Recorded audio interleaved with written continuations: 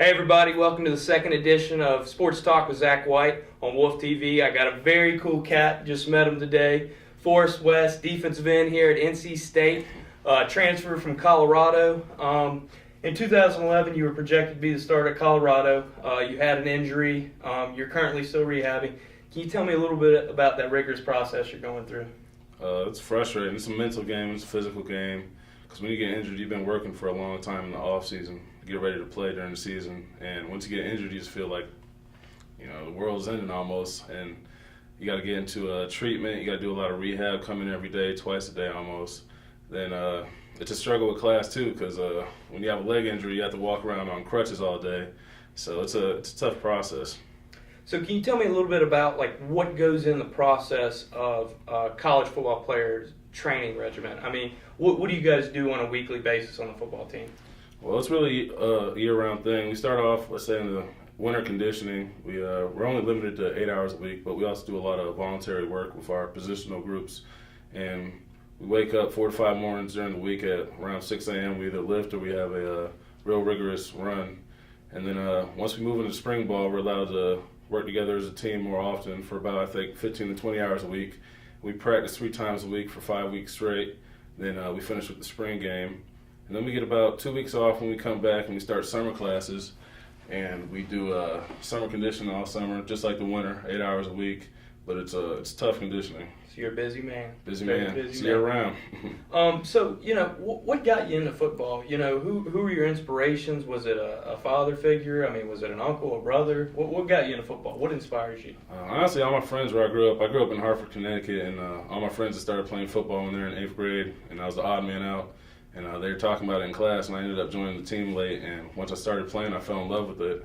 And from then on, I just started playing in high school. And then I started varsity year. I started sophomore year on the varsity team, and from then on, I just kept playing and earned a scholarship to Colorado. So you're from Connecticut, you went to Colorado, and then now you're here at NC State. What's it like, going all over the United States, trying to adjust to new climates, new people, new accents? Yeah. I know it's a little bit of a tough process. Can you tell me a little bit about that? Yeah, well, I actually love traveling, so it wasn't that much of an issue. Had to definitely get used to some things out in Colorado. The weather was different. Wasn't as hot during the summer. The heat was real dry, so it felt like the sun was on your neck. There's not too much oxygen in the air out there because you're a mile high, but I loved it out there. Very high too, right? Oh, very high. 420 is a big holiday out there. And but I loved it. The guys on the team were great. Football is great. So it was a good transition. And then coming to NC State, it was a little different. It was really hot when I got out here in the summer. But, school and football, everything's the same almost from university to university. It's going to be a tough schedule. You got to do your schoolwork. And you just got to get along with your teammates is the biggest thing, honestly. Okay, so now do you have a kind of a class clown on the football team? Who's a funny guy? Who'd get everybody to laugh and have a good time? Shoot, I think that title would probably go to me. Uh-oh. Because I'm not shy at all. And I'm usually the first one leading the jokes out there, doing something stupid just to get some attention. And who would you say is more the leader, the vocal leader, kind of keeps y'all together, make sure you got your head on straight? Who's that guy? Who's the Peyton Manning of the team, if you will? Well, it's actually he plays on D-line with me. His name's Daryl Bishop on D-end as well, and he's a real vocal leader, but he leads by example. He's hard working on the field and off when it comes to film study, learning the plays and everything, and he's definitely a vocal leader on the team. Okay, so now Russell Wilson, Mike Glennon, both quarterbacks here at NC State. You don't want to badmouth your teammates. It's the Super Bowl. Who do you want as your quarterback?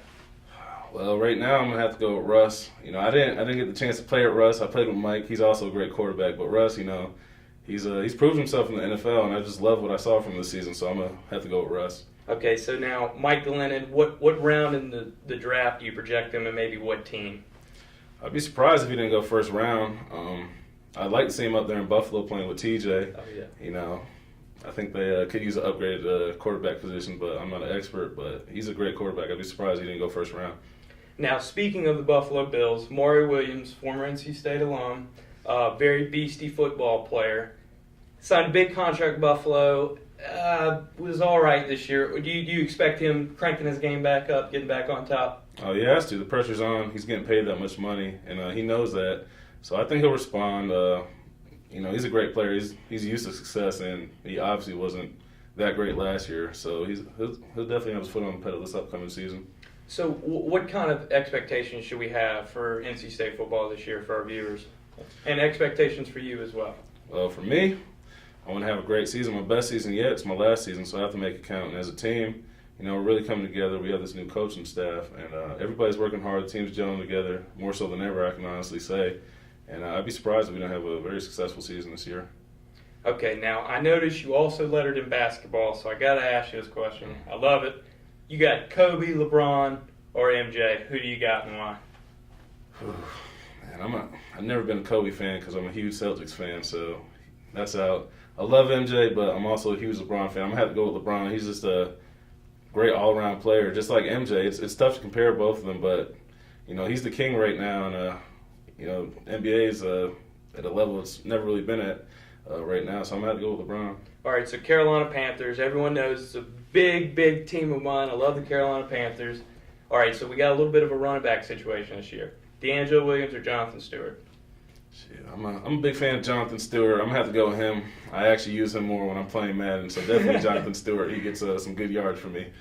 Okay, so now it is Valentine's Day. So do you got a girlfriend? Do you do anything special for her? No, I don't have a girlfriend. I did have a girlfriend, and we actually just ended the relationship. She was still in Colorado, so that was too much with the distance, so I'm just chilling out.